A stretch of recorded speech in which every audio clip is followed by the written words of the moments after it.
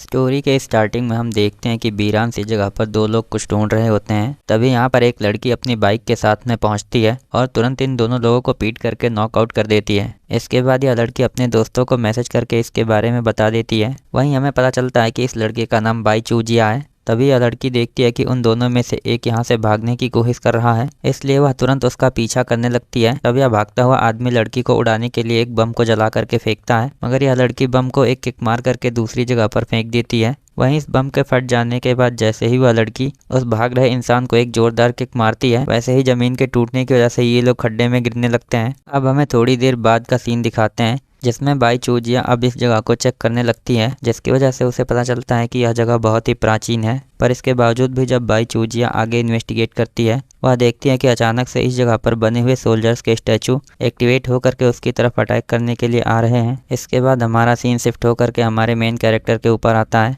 जो अपने ग्रैंडपा के कब्र पर उन्हें श्रद्धांजलि दे रहा होता है। इसके बाद हमें बताते हैं कि हमारे मेन कैरेक्टर का नाम फैंग यी है। वहीं थोड़ी देर तक फैंग यहाँ पर बैठ करके अपने ग्रैंडपा को बताता है कि किस तरह से उनकी आखिरी इच्छा को पूरा करने के लिए उसने उनके लिए कुछ रिफाइनमेंट्स को किया है, और एंशिएंट चीज़ों के बारे में ज़्यादा नॉलेज होने की वजह से उसने अब आर्टिफैक्ट्स और ट्रेजर्स की एक दुकान खोल दी है। पर इसके बावजूद भी आज तक फैंग को यह नहीं पता चला है कि आखिर में उसके मास्टर का दिया हुआ पेंडेंट किस तरह का ट्रेजर है। इस पर हमें एक फ्लैशबैक दिखाते हैं जिसमें हम देखते हैं कि एक बार फैंग को सड़क पर जब एक गाड़ी टक्कर मारने वाली होती है, तब उसका पेंडेंट अपने आप ही एक्टिवेट हो करके एक कल्टीवेशन मेथड सिखाने के साथ में उसे बचा भी लेता है। इसके बाद हमारा सीन शिफ्ट होकर के प्रेजेंट में आता है, जहाँ पर फैंग कहता है उस दिन पेंडेंट के एक्टिवेट होने के बाद से मेरे अंदर एक अलग तरह की सुपर पावर एक्टिवेट हो गई है, जिसे अभी मैं पूरी तरह से कंट्रोल करना नहीं जानता हूँ। वहीं ग्रैंडपा ने मुझे बताया था कि जब मैं उनको मिला था तब यह पेंडेंट मेरे पास था, इसलिए मैं फ्यूचर में इससे अपने पेरेंट्स को ढूंढ सकता हूँ। तभी हमें दिखाते हैं कि इस जगह के पेड़ पर एक अजीब सी लाल बिल्ली बैठी हुई होती है, जो फैंग के ऊपर नज़र रख रही होती है। इधर इतनी देर में कोई फ़ोन करके फैंग को बताता है कि एक इमरजेंसी आ गई है,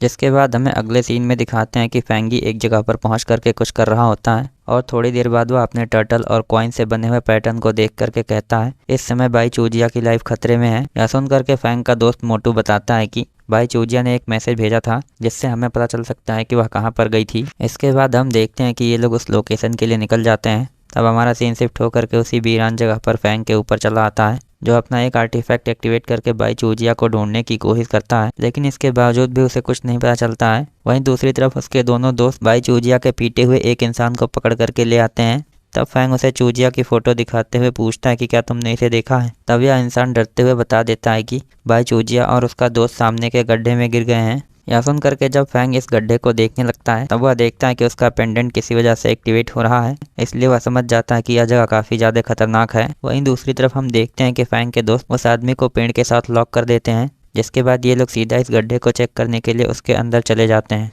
वहीं जब ये लोग आगे बढ़ते हुए इस जगह को इन्वेस्टिगेट करना स्टार्ट कर देते हैं, तब मोटू किसी तरह की चीज़ को ला करके फैंग से पूछता है तुम देखो कि यह किस तरह का ट्रेजर है। इस पर फैंग कहता है मुझे यह जगह ठीक नहीं लग रही है, इसलिए अच्छा होगा कि हम लोग इस जगह से कोई चीज़ ना ले करके जाएं। इसके बाद हम देखते हैं कि ये लोग बाई चूजिया को ढूंढते हुए इस जगह के सेंटर पॉइंट पर पहुंचते हैं, लेकिन फैंग यहाँ पर पहुँचते ही नोटिस करता है कि यहाँ पर एक अजीब सा फॉर्मेशन बना हुआ है। वहीं दूसरी तरफ मोटू यहाँ पर बने हुए बड़े बड़े स्टैचूज़ के पास से एक क्रिस्टल को उठा करके ले आता है, लेकिन हम देखते हैं कि इसकी वजह से वे स्टैचू सोल्जर से एक्टिवेट होने लगते हैं। जबकि दूसरी तरफ मोटू फैंग के पास पहुंचने से पहले ही उस क्रिस्टल को नीचे गिरा देता है। तब ये फैंग सभी लोगों के साथ नोटिस करता है कि इस जगह पर ढेर सारी इविल एनर्जी एक साथ एक्टिवेट होने लगी है, जिसकी वजह से ढेर सारे स्टैचू सोल्जर्स भी एक्टिवेट होकर के इन लोगों की तरफ अटैक करने के लिए आने लगते हैं। यह देख करके सबसे पहले फैंग का एक दोस्त उन स्टैचूज से फाइट करता है, लेकिन तभी फैंग अपने पेंडेंट की किसी टेक्निक का इस्तेमाल करके इन सभी स्टैचूज को डीएक्टिवेट कर देता है, और अपने दोस्तों को बताता है कि ये सारे सोल्जर्स इविल एनर्जी से चल रहे थे, लेकिन फिर भी इस एंशिएंट जगह को देख करके मुझे लगता है कि यह जरूर लीजेंडरी कैम्बेरियन डायनेस्टी के समय का होगा।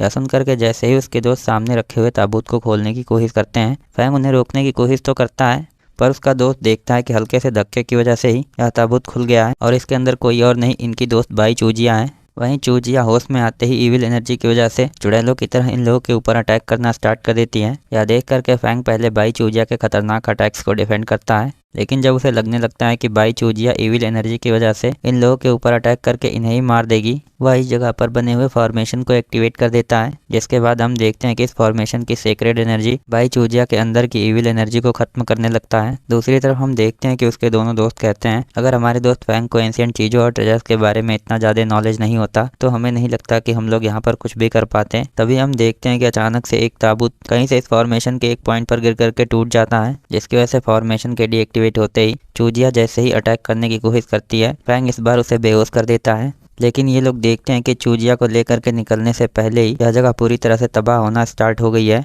इसलिए ये लोग जल्दी से यहाँ से भागते हुए निकलते हैं। तब हमें थोड़ी देर बाद का सीन दिखाते हैं जिसमें हम देखते हैं कि फैंग चूजिया को लेकर के अब घर पर पहुंच गया होता है। वहीं बाई चूजिया को बेहोश देख करके उसका दोस्त पूछता है क्या अब चूजिया ठीक नहीं होगी। तब फैंग उसे बताता है कि मैंने उसके अंदर की इविल एनर्जी को अपने ट्रू एसेंस से सील कर दिया है, लेकिन फिर भी हमें 1 महीने के भीतर ऐसी जगह को ढूंढना होगा जहाँ पर हम जा करके चूजिया के अंदर के एनर्जी को रिवर्स कर सकें, नहीं तो उसके अंदर की इविल एनर्जी पूरी तरह से खत्म नहीं होने की वजह से उसे मार देगी। तभी मोटू को इंटरनेट पर एक इविल एनर्जी वाली जगह के बारे में पता चलता है, जिसके बारे में सुन करके फैंग कहता है हमें जल्दी से मिस्टर मिंग के पास चलना चाहिए।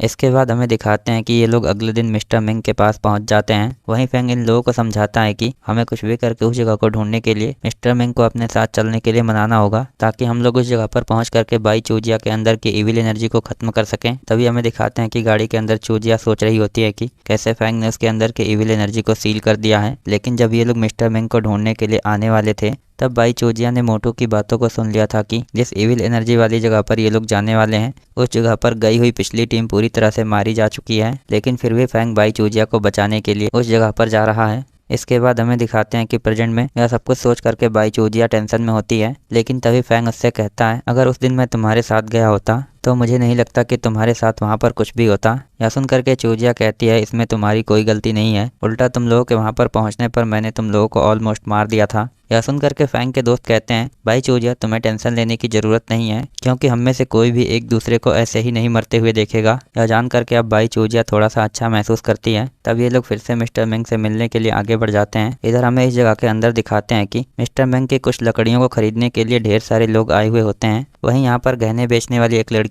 बाई सूजिन भी आई होती है, लेकिन वह बस चुपचाप इन सारी चीज़ों को देख रही होती है। इतनी देर में जब फैंग अपने दोस्तों के साथ यहाँ पर पहुँचता है, इन लोगों को भी पता चल जाता है कि यहाँ पर कुछ लोग कीमती लकड़ियों को खरीदने आए हैं।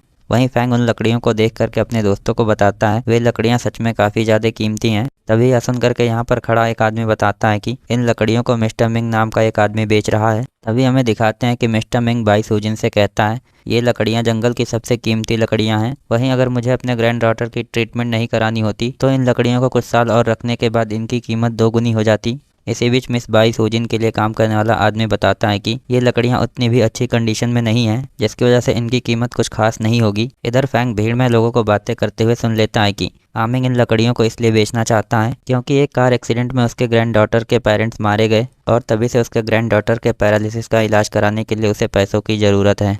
तभी मिस बाई सूजियान कहती है तुम देख सकते हो कि यहाँ पर 2 लोगों ने इन लकड़ियों को चेक करके बताया है कि ये ठीक नहीं है, पर फिर भी मैं उनको $80,000 में खरीद सकती हूँ। तब मिस्टर मैंग कहता है कि येलो रोजवुड की लकड़ियों को तैयार होने में सालों तक का समय लगता है, इसलिए यह भी हो सकता है कि आपके लोगों ने इन लकड़ियों को ठीक से चेक नहीं किया होगा। तब मिस बाई सूजिन कहती है मेरे लिए काम करने वाले टीचर जो लकड़ियों के मामले में एक्सपर्ट हैं, इसलिए क्या तुम्हें उनके ऊपर भी भरोसा नहीं है। यह सुन करके मिस बाई सूजिन के लिए टीचर जो भी कहने लगता है कि अगर तुम्हें मेरे ऊपर भरोसा नहीं है तो तुम इन लकड़ियों को यहीं पर काट करके देख सकते हो, जिसके बाद अगर मैं गलत होता हूँ तो तुम जो चाहे वो कीमत ले सकते हो, पर अगर मैं सही होता हूँ तो तुम्हें इन लकड़ियों को हमें मुफ्त में देना होगा।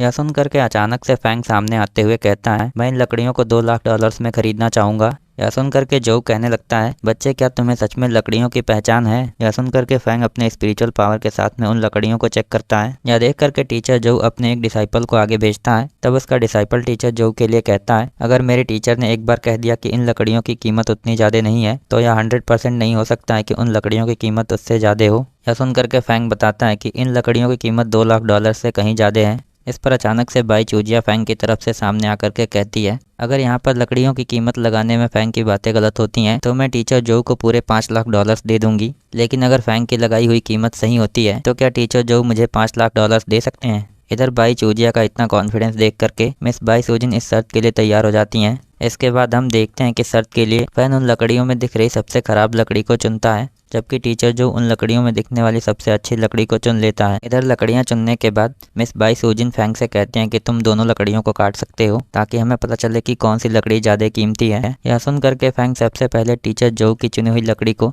अपने स्पेशल टेक्निक्स के साथ में एकदम परफेक्ट तरीके से काटता है, जिसके बाद टीचर जो उस लकड़ी को अच्छी तरह से देखता है और खुश होते हुए कहता है कि इन लकड़ियों की कीमत भले ही 1 लाख से ज़्यादा है, मगर फिर भी तुमने इन लकड़ियों की कीमत 2 लाख से ज़्यादा लगाई थी, इसलिए तुम हार गए हो। यह सुन करके फैंग अपनी चुनी हुई लकड़ी को बस 2 टुकड़ों में काट देता है, जिसके बाद हम देखते हैं कि टीचर जो भी उस लकड़ी की क्वालिटी को देख करके हैरान हो जाते हैं और खुद मिस्टर मिंग से कहते हैं कि मैं इन लकड़ियों के लिए $4 लाख देने के लिए तैयार हूँ। यह सुन करके मिस बाई सूजिन मिस्टर मिंग को अपना कार्ड देते हुए कहती है मैं इन लकड़ियों को $10 लाख में खरीद रही हूँ।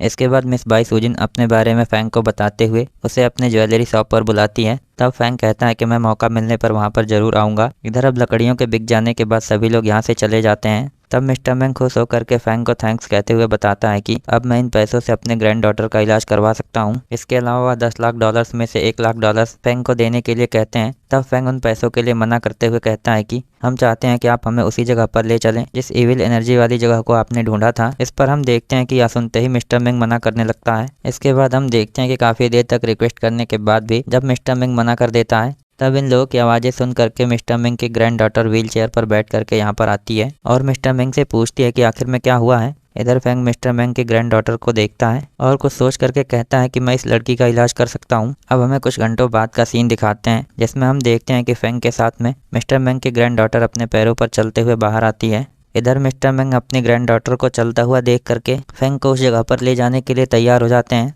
तब हमें अगले सीन में दिखाते हैं कि मिस्टर मिंग इन सभी लोगों को लेकर के उस इविल एनर्जी वाली जगह पर जा रहे होते हैं, लेकिन तभी इन लोगों के ऊपर एक बहुत ही बड़ा भालू अटैक कर देता है और इसी के साथ हमारा यह एपिसोड यहीं पर एंड होता है। So I hope you guys like this video and subscribe my channel. और अगर आपको यह न्यू एनिमे स्टोरी पसंद आ रही हो तो आप लोग जरूर इसे शेयर करें।